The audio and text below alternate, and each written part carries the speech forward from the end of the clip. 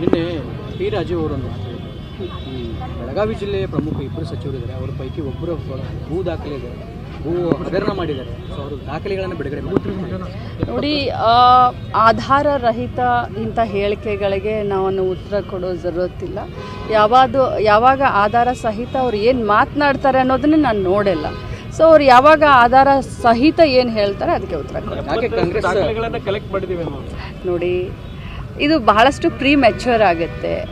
ಹಬ್ಬದ ಸಂದರ್ಭ ಇಂಥ ಒಂದು ಇದಕ್ಕೆ ಆನ್ಸರ್ ಕೊಡಬೇಕಾಗಿರುವಂಥ ಅವಶ್ಯಕತೆ ಇಲ್ಲ. ಯಾರೇ ನಾಯಕರು ಮಾತಾಡಿದ ತಕ್ಷಣ ಅದಕ್ಕೆ ರಿಯಾಕ್ಟ್ ಮಾಡುವಂಥ ಅವಶ್ಯಕತೆ ಇಲ್ಲ ಅಂತ ನನಗನ್ಸುತ್ತೆ.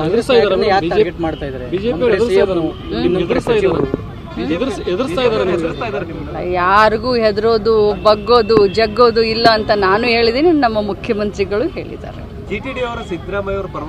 ಅದೇ ಸಾಕ್ಷಿ.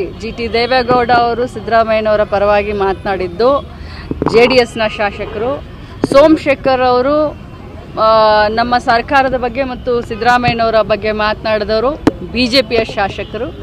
ಇದೇ ಸಾಕ್ಷಿ ನಾವು ಯಾವ ರೀತಿ ಸರ್ಕಾರವನ್ನು ಮತ್ತು ಯಾವ ರೀತಿ ಕೆಲಸವನ್ನು ಮಾಡ್ತಾ ಇದ್ದೀವಿ ಅಂತ.